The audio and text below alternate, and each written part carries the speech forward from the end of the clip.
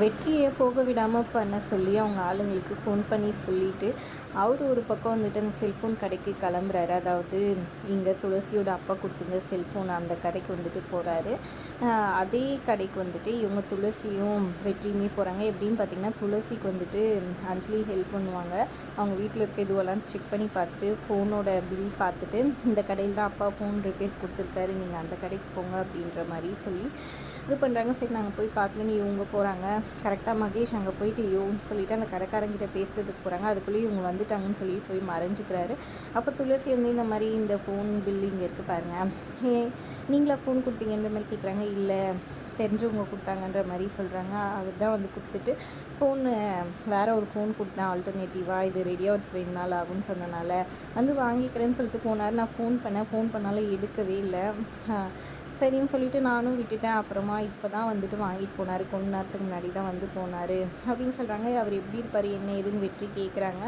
அது வந்துட்டு மூஞ்செல்லாம் கொஞ்சம் மூடிட்டு இருந்துச்சு, அதனால தெரியல சரியா அப்படின்ற மாதிரி சொல்கிறாங்க. சரி இதில் இருக்கிற ஒரு மாதிரி இருப்பாங்களான்னு பார்த்தோன்னே காமிச்சோன்னே ஆமாம்மா இவர் தான் அப்படின்ற மாதிரி சொல்கிறாங்க.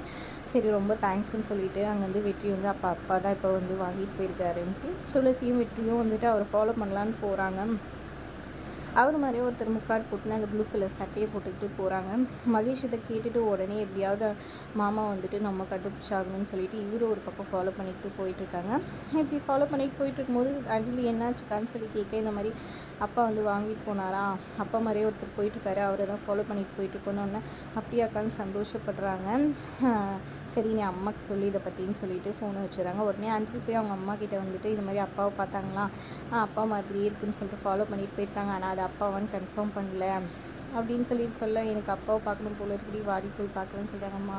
அக்கா பார்த்துட்டு சொல்லுவாம்மா, அப்பாவாக இருந்தால் நம்ம போகலாம் அப்படின்ற மாதிரி சொல்லிடுறாங்க. இன்னொரு பக்கம் இவங்க துரத்திட்டு போகிறாங்க. மகேஷ் ஒரு பக்கம் துரத்துறாரு. இன்னொரு பக்கம் அவங்க ரவுடிங் கிட்ட சொல்லி அந்த ஆளை தூக்குங்கன்ற மாதிரி சொல்கிறாங்க. ரவுடிங்லாம் அவரை ஃபாலோ பண்ணிட்டு போகிறாங்க. அவர் ஒரு கட்டத்தில் ரவுண்ட் அப் பண்ணுற நேரத்தில் கரெக்டாக அந்த இடத்துல முருகன் பார்த்துறாரு. அவங்க அப்பான்ட்டு அவரும் வந்துட்டு ஃபாலோ பண்ணிவிட்டு ஒரு பக்கம் போகிறாரு. அப்போது துளசியும் வெற்றியும் பார்த்துட்டு இந்த மாதிரி அப்பா மாதிரி பார்த்தனோடனே இவங்க 3 பேராக சேர்ந்து ஃபாலோ பண்ணிட்டு போயிட்டுருக்காங்க.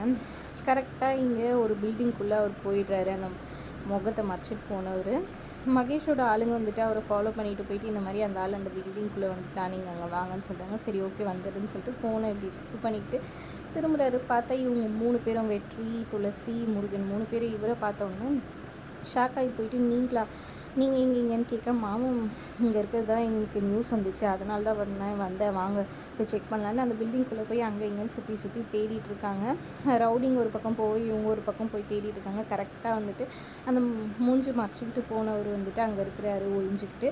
அவர் வந்துட்டு இது பண்ணி அவர் மூஞ்சியை வந்துட்டு பார்க்குறாங்க. வேறு ஏதோ ஒரு மூஞ்சி இருக்கிறத பார்த்தோன்னே எல்லாம் ஷாக்காகி நின்றுட்டாங்க. அவருக்கும் சிவராமனுக்கும் என்ன சம்மந்தம், அவர் எதுக்காக போயிட்டு இவரோட ஃபோனை வாங்க என்ன ஏதுன்றதை வரப்போகிற எபிசோட்ஸில் பார்க்கலாம். வீடியோ பிடிச்சிருந்தா லைக் பண்ணிக்கோங்க. தேங்க்ஸ் ஃபார் வாட்சிங்.